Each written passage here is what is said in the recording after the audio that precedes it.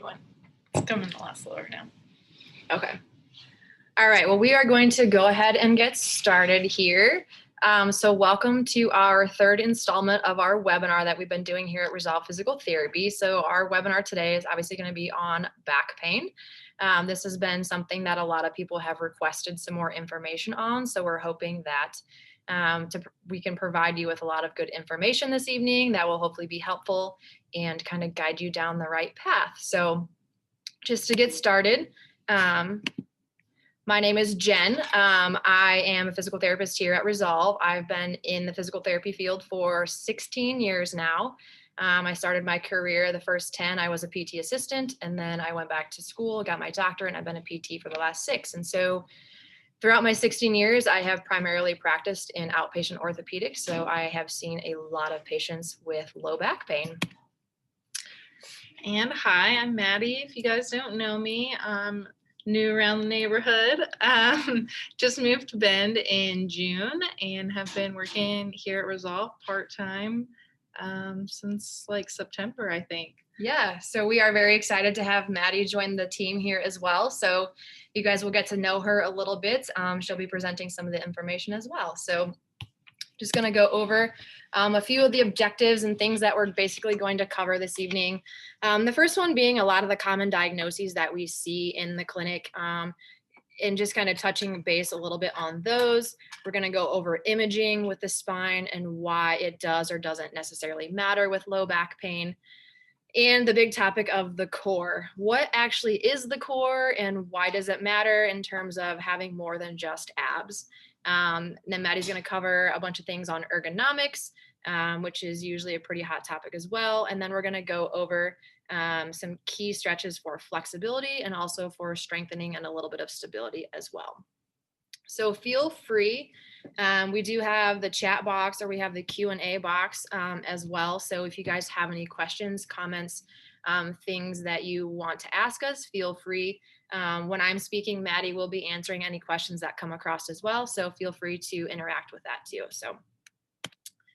All right, so one of the first things I want to talk about is the common diagnoses that are, usually associated with low back pain. So these are a lot of the things that we see in the clinic. People come in with these diagnoses and they ask us a lot of questions. So just to kind of touch on these a little bit, when you talk about low back pain and specific diagnoses, you could go into an entire webinar on each one of these topics alone. This list is not all inclusive, but these are probably the major things that we see and the most common things that we see. So the first one being degenerative disc disease. We really have an issue with this being called a disease. It's not really a disease. It's more of a condition of the spine where the disc over time loses water content, and that disc will get a little bit shorter over the course of time too. So usually when people find out what degenerative disc disease is and how common it is, it's a little bit less scary for a lot of people. The other thing that we see a lot is something called spondylosis, AKA arthritis. And so sometimes when you start throwing around these big words, it does get to be a little bit scary. But rest assured, when you hear spondylosis, that's more of a degenerative arthritic type of condition. A lot of people obviously are very aware of a herniated disc, or some people call a slipped disc. Just keep in mind, discs don't actually slip in and out. You can get a slight herniation or a slight bulge in the disc that will push some of the disc material out from the spine, which can contact the nerve and cause issues in that regard. Keep in mind, if you have a slight bulge or a herniation, 50 to 70% of those disc bulges and herniations can decrease on their own over the course of time. So in some instances, when you have that show up on imaging, if for some reason you were to repeat imaging, down the road, chances are that that bulge would be a lot less too.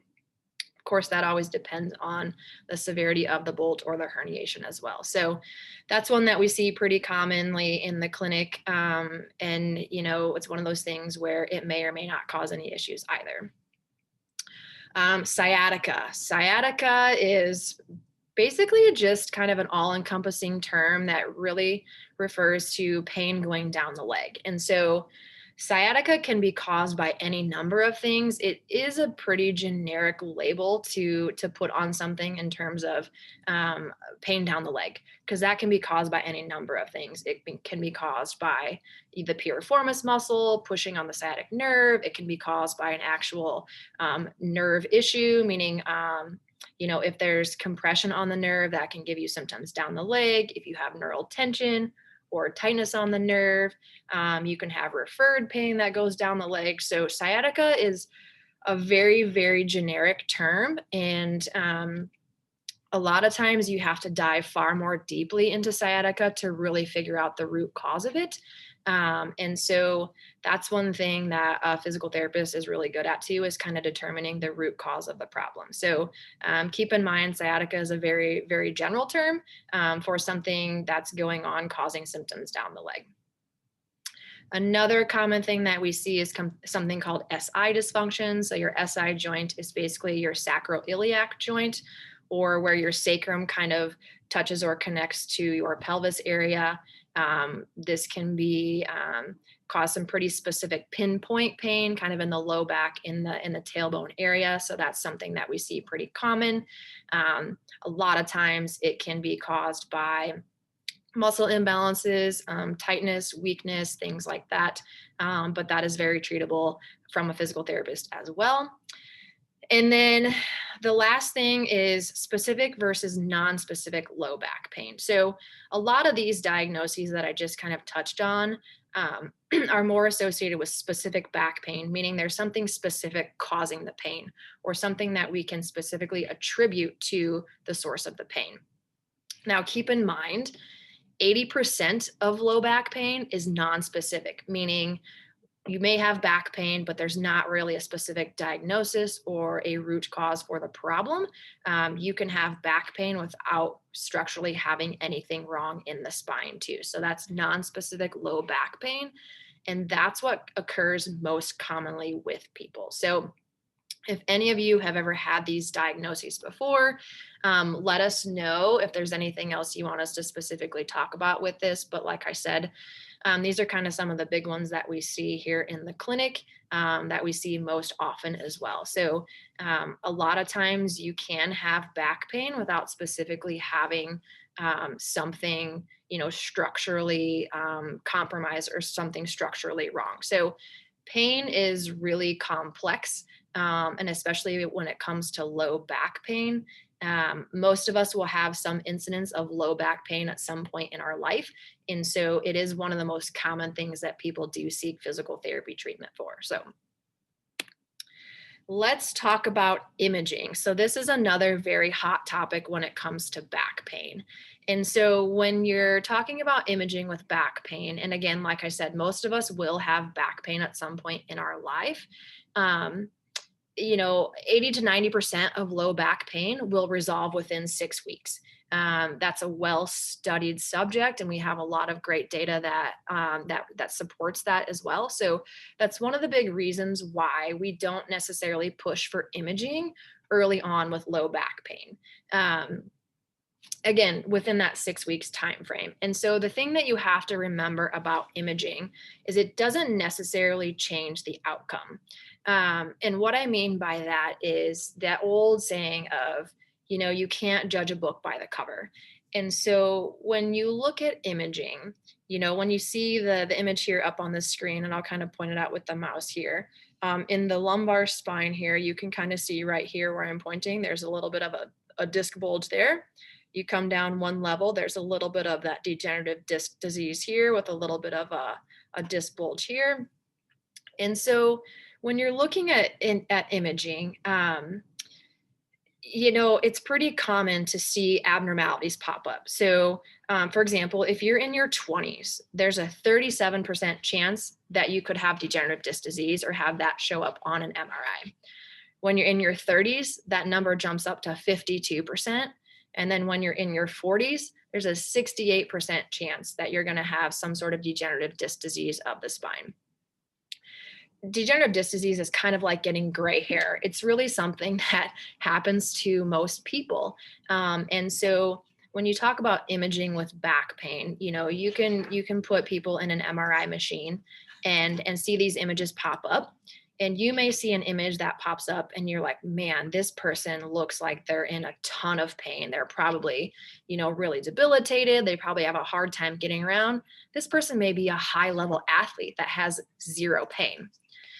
On the contrary, you can put somebody in an MRI machine and have an image taken, and it looks like a perfect, beautiful spine. There's nothing that shows up, nothing that's abnormal. And this person could be in a severe amount of pain.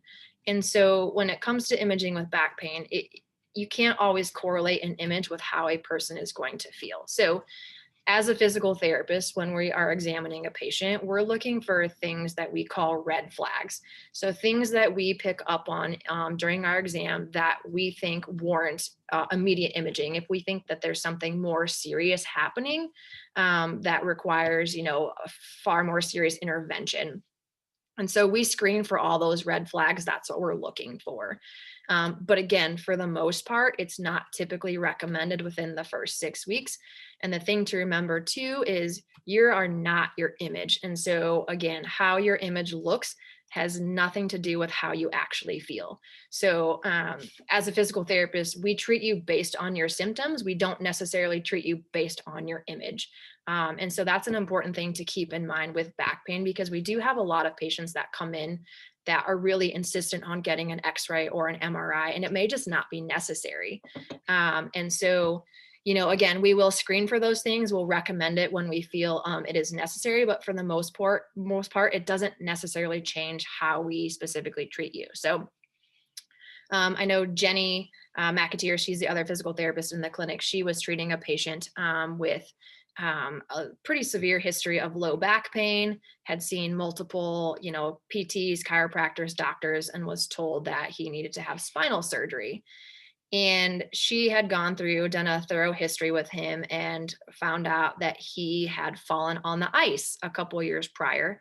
And so she had checked the hip and the pelvis on the side where he fell, and turns out he had his hip was pretty well jammed, and so he had a pretty significant leg length issue too, meaning one leg was shorter than the other. So she did some mobilization techniques, did some stretching with him, and within a few weeks, the guy was feeling great. And so you just always have to remember that in some instances, you just need a really thorough exam to really dive into all the possible causes for back pain, because like I said, it's any number of reasons why back pain develops too. All right, so I'm going to turn it over to Maddie. So she is going to go over the core and why that's important and all of those details. All righty. So the core, when most people hear the core, they think abs and they think that pretty six pack that everyone wants. But actually your abdominal muscles are made up of several different muscles, which are highlighted here in this picture. You have your internal and your external obliques, which really help with side bending and twisting motions of your core. You have, of course, the rectus abdominis in pink right there in the middle, that pretty six pack. And then you have something called your transverse abdominis, which is the deepest of the abdominal muscles. And it attaches to your spine and kind of works as a corset. As when it's contracted, it tightens everything down and really adds a lot of stability to the core. But when we think about the core overall, it's much more than just our abdominal muscles.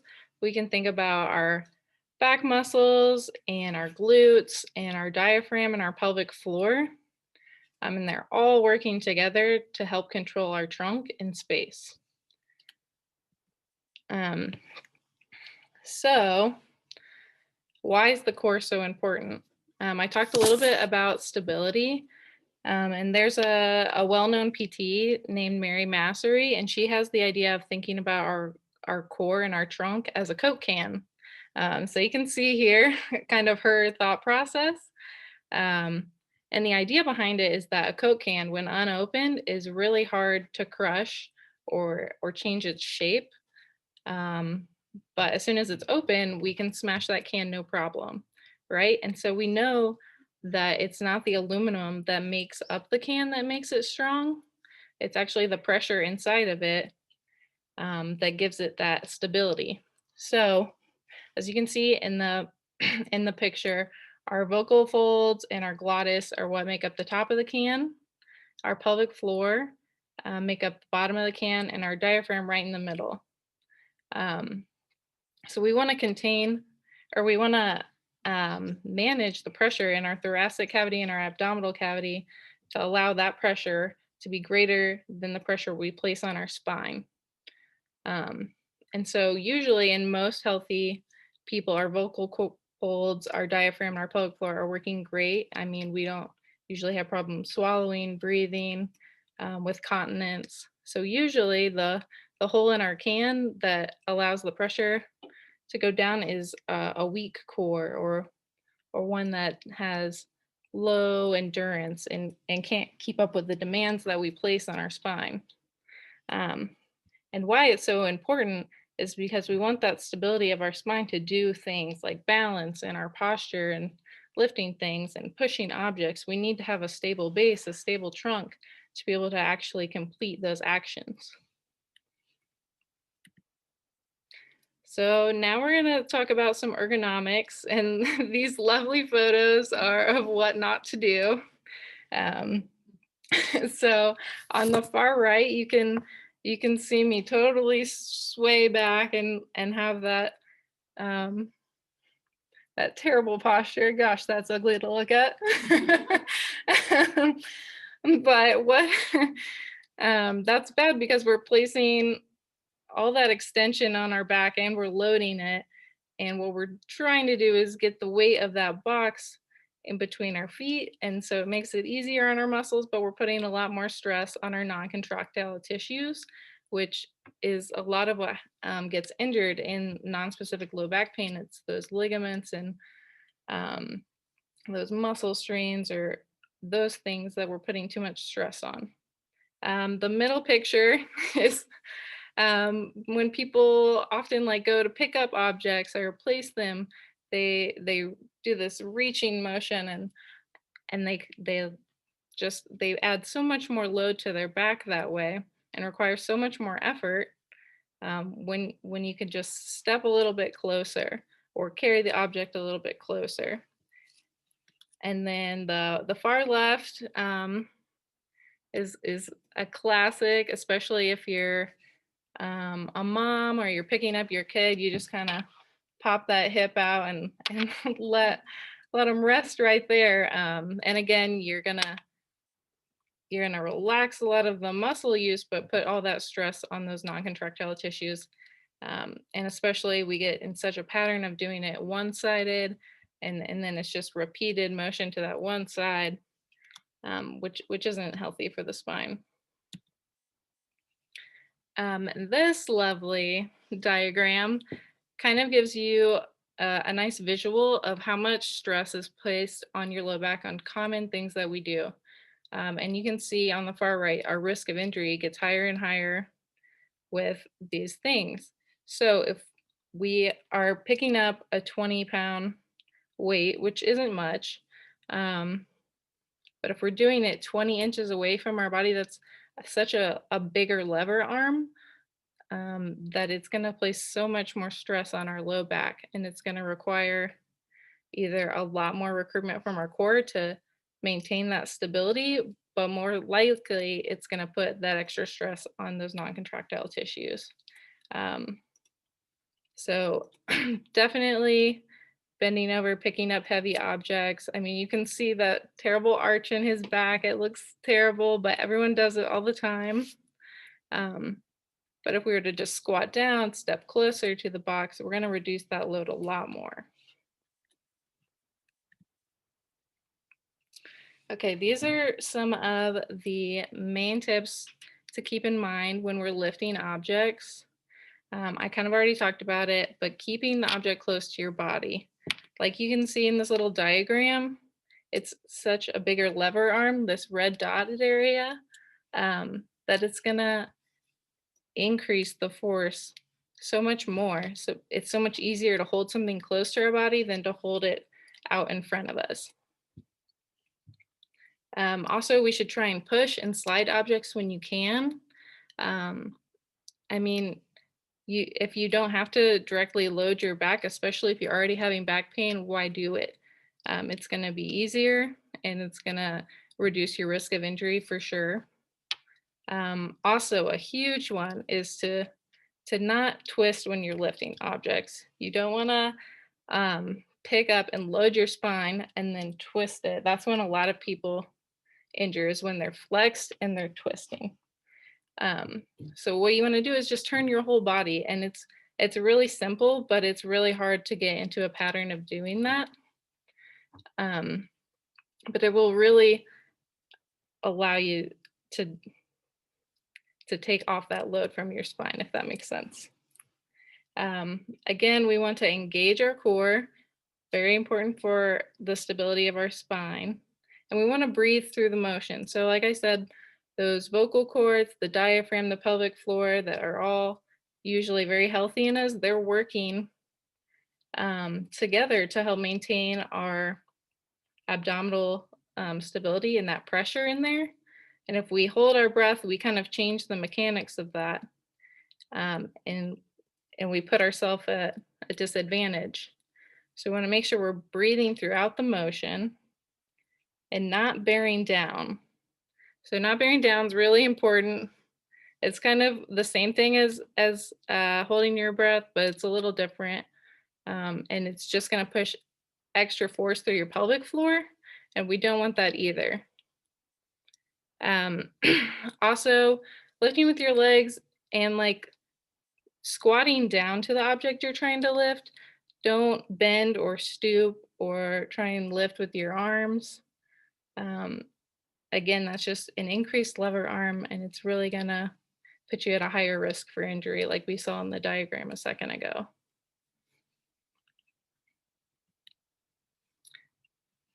Alrighty, here is some beautiful pictures of Jen doing a squat.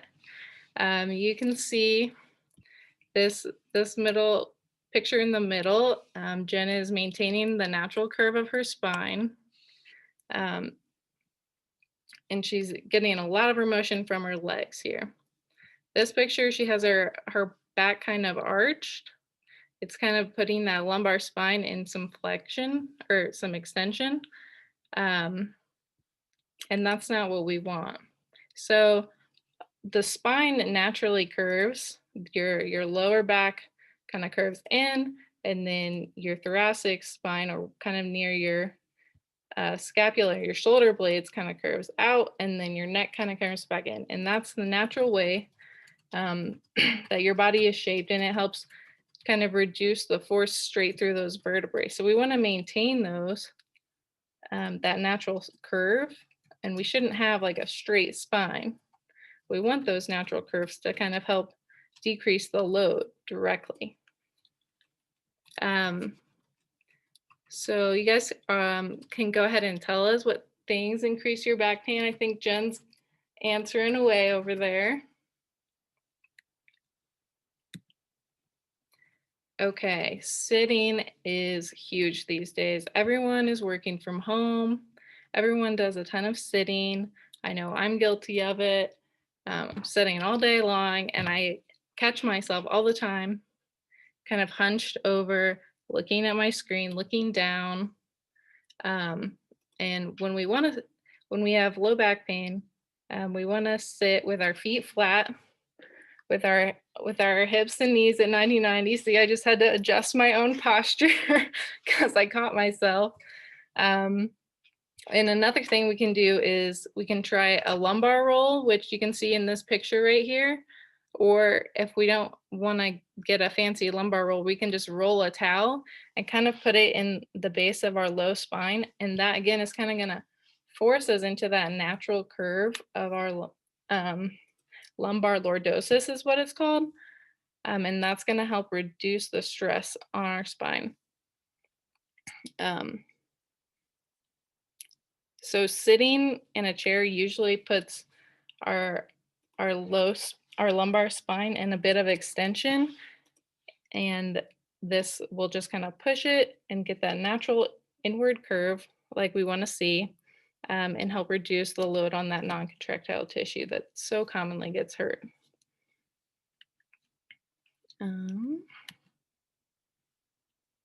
Also, a big thing that usually can irritate some low back pain are daily activities and just prolonged standing and that prolonged loading through the low back, like washing dishes, vacuuming, raking, picking up and holding children. Um, so you can see Jen here in this photo. This is her washing some dishes.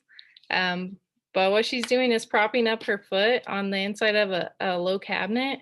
And that hip flexion just kind of releases some pressure in the low back and can help you tolerate standing longer, can give you some pain relief. It's a good little quick fix to some low back pain to get you through some of your daily activities. With vacuuming and raking, we want to make sure that we're switching sides. We're not always pushing with our right hand or raking in with our right hand. We want to do both hands so that we're working both sides equally. We don't want to form muscle imbalances. We don't want to get super tight on one side and super loose and weak on the other. Um, and then holding children, kind of like that picture. If we're always holding them propped out on our hip on one side, again, that's gonna load one side all the time and stretch one side all the time, and it's gonna lead to some imbalances.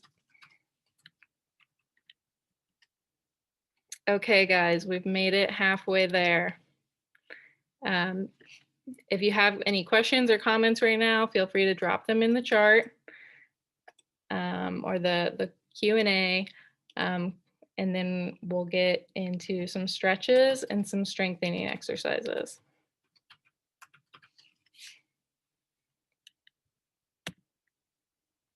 All right, we have stretches first up. And this one is a great one. Low trunk rotations. You should just lay on a flat surface, keep trying to keep your shoulders flat, and you'll have your knees bent, and you just kind of gently rotate your knees to each side, kind of let them fall out. This should be done in a pain-free range. So if it hurts to go all the way down to the table, don't go so far. We just want to feel a gentle stretch in the opposite side of your low back. So if your knees fall out to the right, you should feel the stretch in your left. And it's a great way to just get some gentle motion into your spine and let it move without getting angry or getting where you see those muscle spasms and you get a lot of pain. You just want to introduce gentle motion back to your spine again.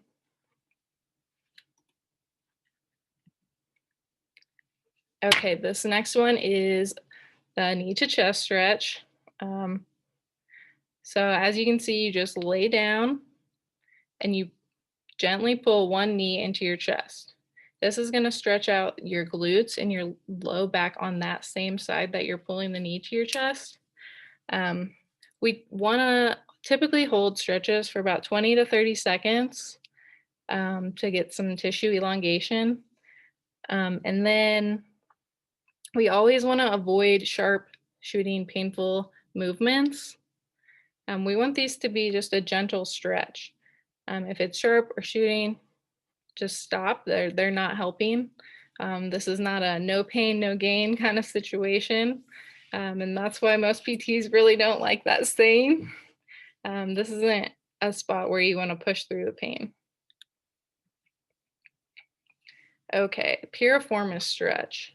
The piriformis, like Jen said, can irritate your sciatic nerve. So if you're getting nervy symptoms down your leg, this would be a great one to give a try.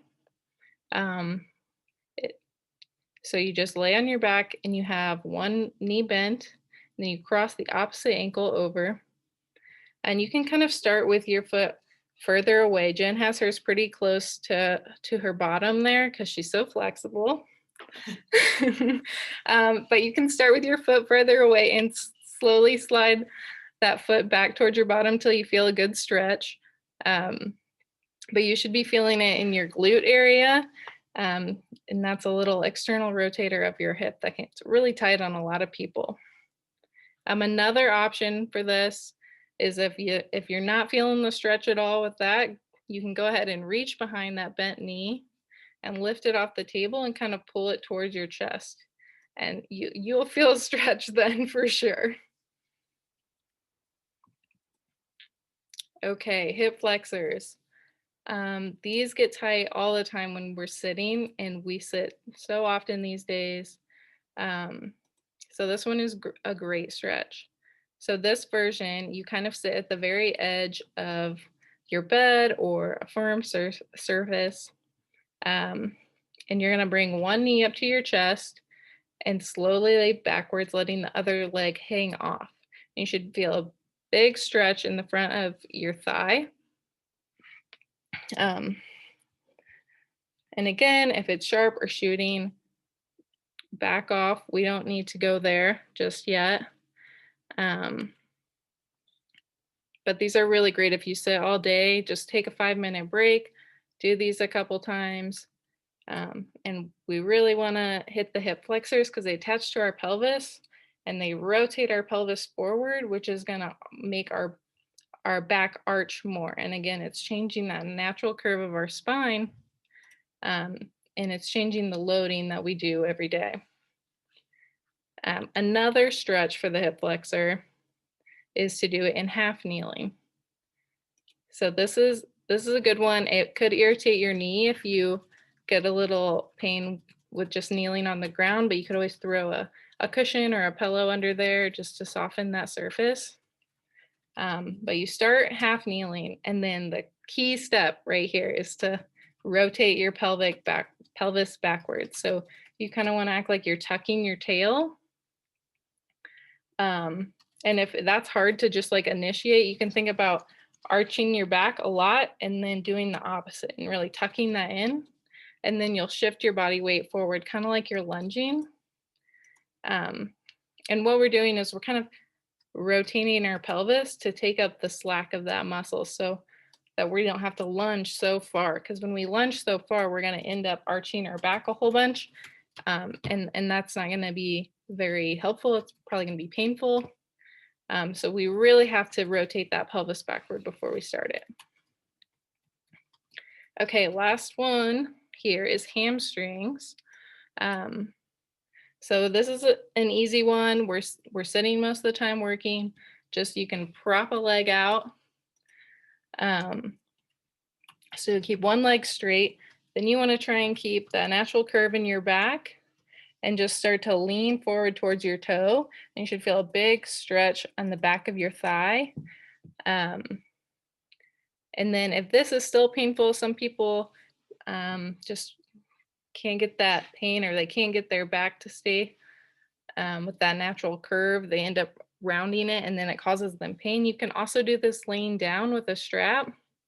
So you just lay down in bed, you put a strap on your foot, or you can use a towel or a belt or a dog leash or anything. And then you'll just keep that knee straight and pull your toes towards your nose until you feel that stretch behind in the back of your thigh.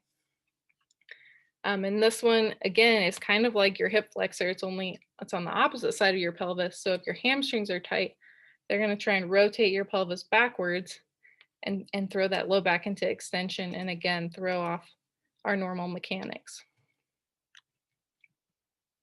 All right, it looks like it's Jen's turn over here.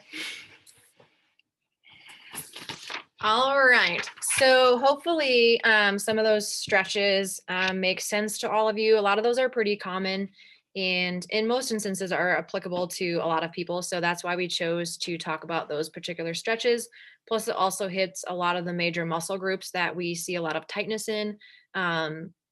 Especially now that a lot of people are working from home, are sitting a lot, things like that. You know, like Maddie said, hip flexors tend to be tight, hamstrings tend to get tight. And so you definitely want to maintain a lot of the flexibility if you can. But equally as important as flexibility is also strength and stability of the core. So I love this little cartoon with the snowman who is super stoked about his abs. So many people are very fixated on what we call the beach body muscles, you know, the 6-pack abs, the looking good when you see yourself in the mirror. And so, you know, the core is so much more than just a six pack, or, being able to do 100 sit-ups and things like that. There's so much more involved in the core.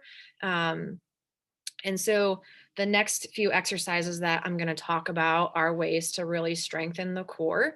And in most instances, in my 16-year career, I think I've had people do sit ups maybe twice. It's just one of those things where there are far more effective ways to work your core, that are safer and more applicable, especially if you have back pain, than ever doing a sit up. There's a bunch of ways a sit up can go wrong. There's a bunch of ways where you can compensate.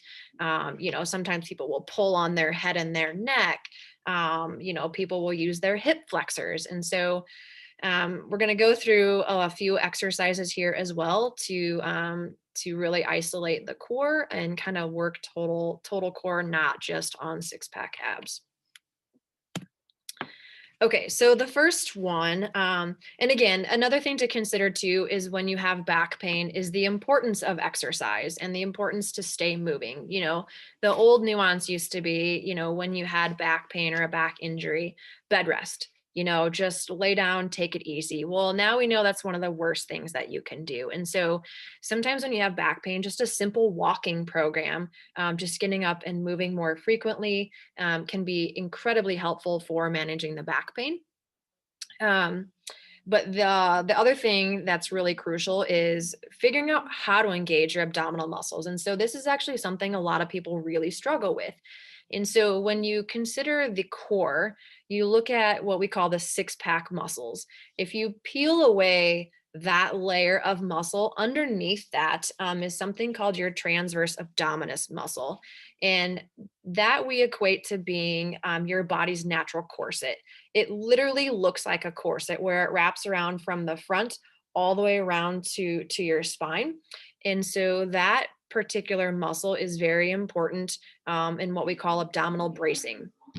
And so when you are looking to, lift, push, pull, carry something, that muscle really tends to contract without us realizing it. And in some people, that muscle doesn't contract, and that's where we tend to see issues. And so learning how to properly contract your abdominals and perform that abdominal bracing is key. And believe it or not, a lot of people really struggle with that. And so the first exercise here is what we call an abdominal isometric. And so this is a great way to kind of figure out if you're actually engaging your core well. And again, it's much better and way more comfortable than a sit up, because let me tell you, when you have back pain, usually the last thing that you want to do is crank your body through some sit ups, because that usually doesn't feel great. And so what you do with this one is you just lay on a nice firm surface. The floor works great, but if you can't get down on the floor, that's okay. You can do this laying on your bed as well. And then basically what you do in the picture here, Jenny brings her knees up towards her chest. So you kind of want your knees to be basically kind of right above your hips. And then you just push your hands to the front of your knees. So you're just pressing your knees and your hands together. So you're not moving side to side or forward backward. You're literally just pressing both together. And so when you press, you should be able to feel your abdominal muscles contract. That's all you're looking for, is that simple little contraction. You don't have to press with all your force and all your might to feel that happen. It's really just a gentle amount of pressure. So press and hold, feel your abdominal muscles tighten, hold that for about 5 seconds or so, and then you can relax out of it. So that's a great way to figure out an abdominal contraction and an abdominal bracing move there. So this can be done with or without an exercise ball. If you have one of those Swiss balls, they work great too. It does make it a little bit more challenging in some instances, just because it adds a little bit more dynamic movement with the squishiness of the ball. But this is a great way to really start working the core and engaging those abdominal muscles. So a progression from that, if you feel like that's really easy, you don't have any issues with that, you can progress to something that we call the dead bug exercise. So again, this one can be done with or without a Swiss ball. And we call it the dead bug. I don't know who came up with the name, but the analogy is when you're laying on your back, you have your arms and your legs up in the air. So you look like a bug that's dead. Yeah. we don't come up with the names, but this is one, it's a little bit more challenging than doing the abdominal bracing or the ab isometric, because you're incorporating movements of the arm and the leg. And so this adds an additional challenge to this. So keep in mind when you're doing these abdominal tightening activities, you want to keep your back nice and flat and your core engaged. So you shouldn't be arching your back up, but you don't want to be tilting your pelvis backwards either. You really just want to keep your back nice and flat and straight. So again, with or without the ball. So you basically start with your knees, or so your arms straight up towards the ceiling, and then your knees kind of right stacked over your hips as well. If you're doing it without the ball, then what you do is you take, for example, you would do an opposite arm and opposite leg. So you would take your right arm back, and then your left leg goes out, and then you would come back to center, and then you would switch, and then you would do your opposite arm goes back and the opposite leg goes out. And again, working on that abdominal bracing, keeping your abs really engaged. And as you extend your arm and your leg out, it becomes more challenging. So one way you can progress to this too is just move through a small range of motion, and kind of limit how far you're moving the leg. Quite honestly, it doesn't really matter how far you move in the arm and the leg. The most important thing is to keep your abdominal muscles engaged and keep your back nice and flat. And so as you get better over the course of time, you can extend your arm out further, you can extend your leg out further. But again, the focus is on keeping those abs engaged and not arching your back. And same thing when you add the ball too, you just have the ball in between your hands and knees. And so adding that dynamic surface does make it a little bit more challenging too. So that's just a good way to progress with that. And again, if you guys have any questions as we're going through these exercises, feel free to shoot it over either in the chat box or the Q&A, and we can address those questions too. So the bridge. This is an exercise that we give pretty much every patient that we see, whether we're treating back pain, leg pain, anything like that, because in most instances, a lot of us do have glute weakness or hip weakness, and those are important muscles in the core as well. So keep in mind, in some instances, doing a bridge motion can be aggravating to low back pain, depending on what's going on with your back. So this is another one of those too, that you may want to limit the range of motion and not bridge up quite as high. And like Maddie said, the no pain, no gain thing does not apply. And so sometimes you just have to modify the exercise into a way that's comfortable and pain-free. So with the bridge, a lot of times we tell people just to limit the motion, like I said, which can make it really comfortable, but you still get a really good strengthening effect. So when I'm instructing my patients in this, I usually tell them the 3 B's. I say butt, belly, bridge. And so the reason why I say that is you want to engage your hips and your core as effectively as possible. So you can do a bridge, and you could do a bridge fairly well, but without engaging your glutes and your core, you're probably going to use your hamstrings more than anything, which is not wrong, but it's not the effect that we're going for. So butt belly bridge. So squeeze your butt, and then you tighten your belly and engage your abdominal muscles. And then you do the bridge motion where you lift your butt up off the bed or the floor, whatever you're laying on. And so when you do that, you'll feel your glutes working, you'll feel your core working, and you're really going to get so much more of a benefit from the exercise, because you're going to be incorporating all these other core muscle groups into it versus just muscling your way through the exercise using your hamstring. So just always remember butt, belly, bridge, and then you'll really feel that through the core. And so another way you can progress this one as well is when you do the bridge, lifting up and holding the bridge a little bit longer. So typically lift up and hold, about a count to 5 seconds or so. If you want to make it a little bit harder, then you lift up and hold, maybe for 10 seconds. And that just makes your glutes and your core work a little bit harder and a little bit longer, working more on that endurance. But again, keep in mind, keep it through a pain-free range of motion. So that may be just as simple as butt belly and then just lifting up ever so slightly off the bed or the floor. And that's totally fine too. But you definitely want to keep everything pain-free. Bird dogs. Bird dogs is a great one to do. It really works core stability. It works balance. It's going to work through your hips a little bit as well, works through your upper back too. So this is a really great exercise. And so if you have, painful knees or kneeling is a problem, you can do this on a bed where you have a little bit more cushion. It does make it a little bit harder because you're on a softer surface. So it's going to be a little bit more challenging to stabilize. Otherwise, always put something soft and cushiony underneath your knees, like a pillow works great. Um, in those instances as well. So you basically just start in a hands and knees position. So your hands are going to be kind of directly underneath of your shoulder, and same thing with your knees. So you want your knee to be right underneath your hip here. That way you kind of have the force distributed through your extremities here. So you can also simplify this one. So the traditional bird dog is extending your opposite arm and opposite leg. This is actually a really challenging exercise. And so, again, you're kind of drawing your belly in, trying to keep your back nice and straight with this one. And you really want to avoid, as you're lifting the arm and leg, you don't want to arch upwards. And so when you look at this picture of Maddie, you can kind of see she has the natural curve in her spine here. You really don't want to kick your leg upwards, because that's really going to arch your back. And same thing with the arm. You don't want to raise your arm up. So I usually tell people or cue them to kind of reach your arm out like you're trying to make yourself longer, like you're trying to elongate your body. Same thing with your leg. Try to push your heel backwards. That way you're not lifting upwards.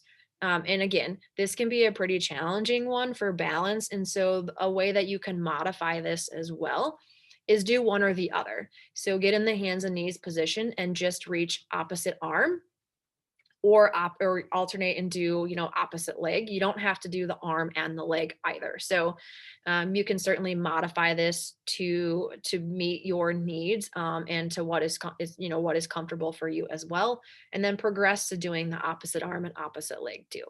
But again, the major concern with this one is not arching your back, keeping your belly pulled in nice and tight, and keeping your back nice and straight. So the Palloff press. So this is one we like to use to work the obliques a little bit. And so a lot of times when you're doing core strengthening, you don't really incorporate a lot of rotational strength and stability, which is actually really important. So your oblique muscles are responsible for that. And again, they're a key component to the core.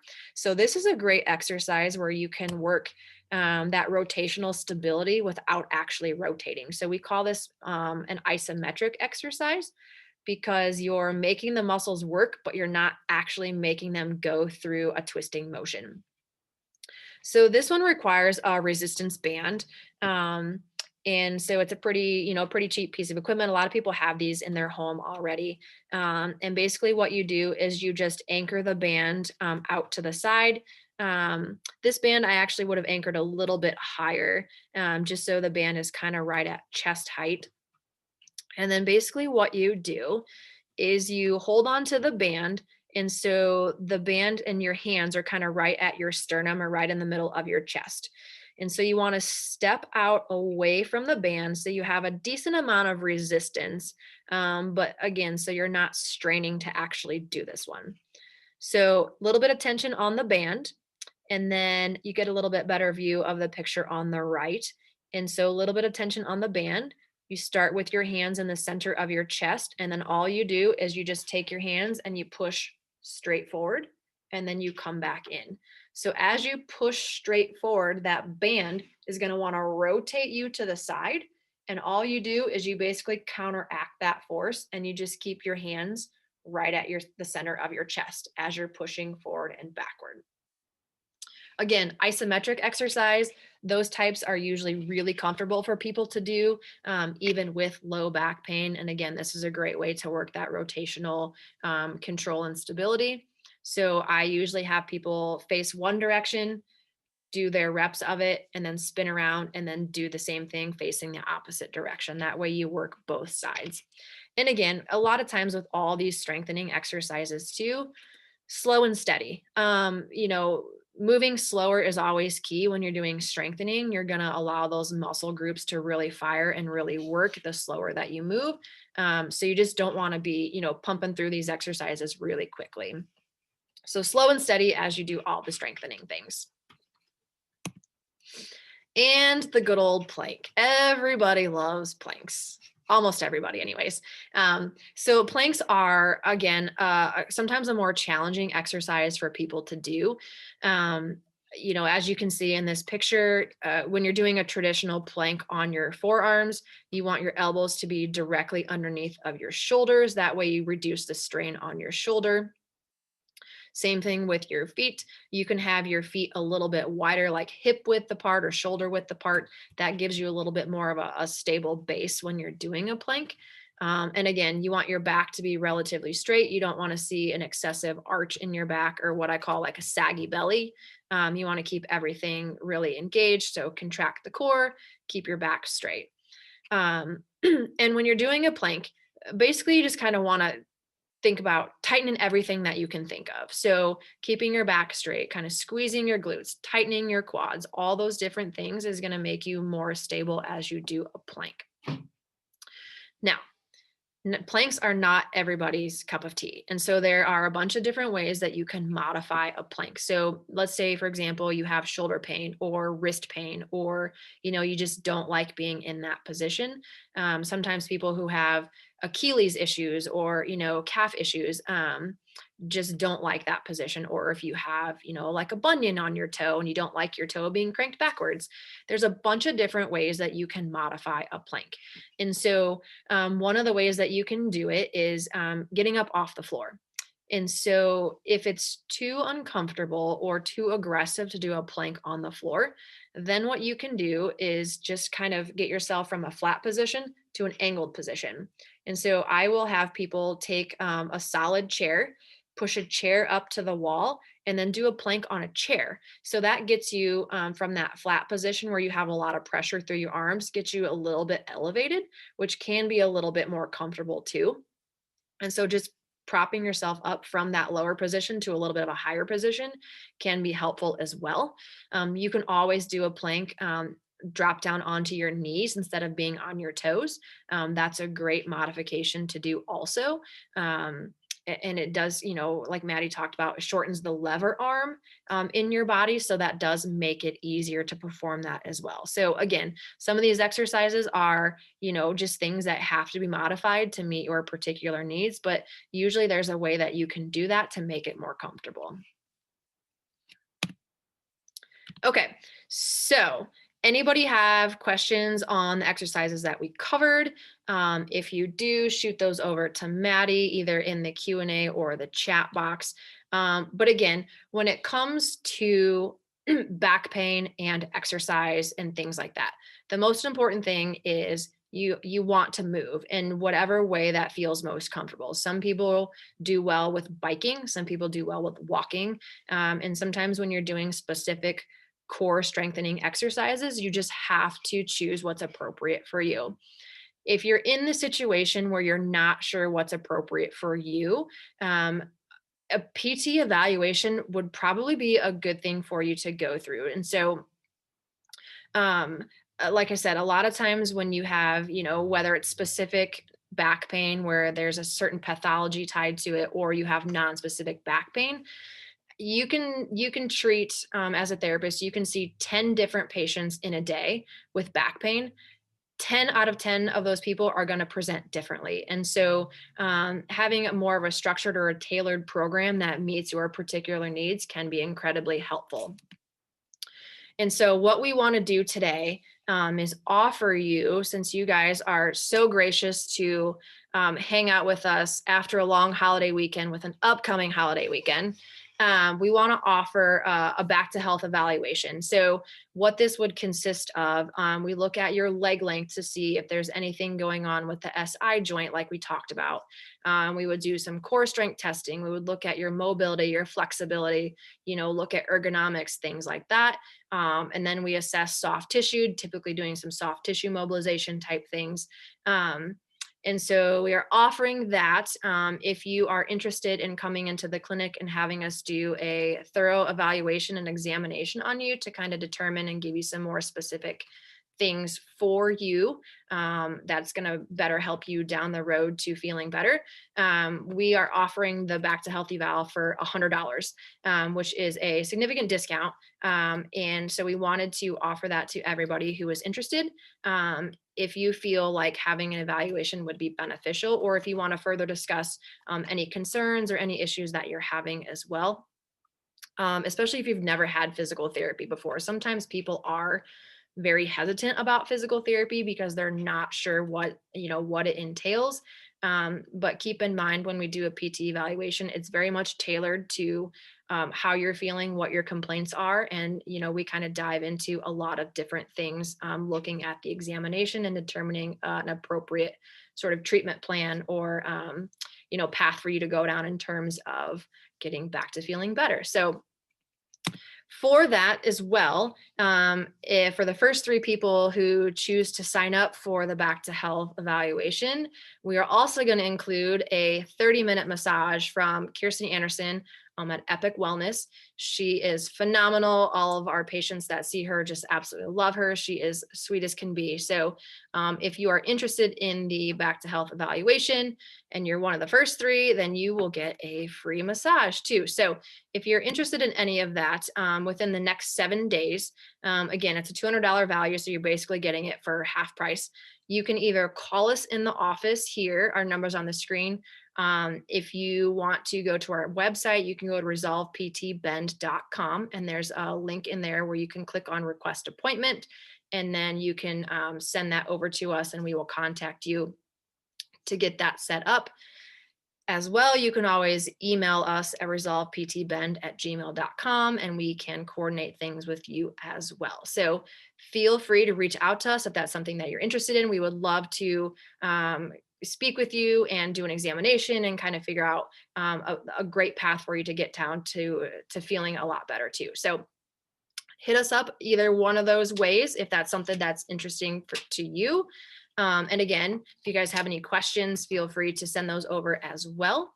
And again, because it is between, nice long holiday weekend with an upcoming holiday weekend, we really just want to say thank you to all of you who registered and attended the live version. To all of those who are watching this later, thank you for taking the time.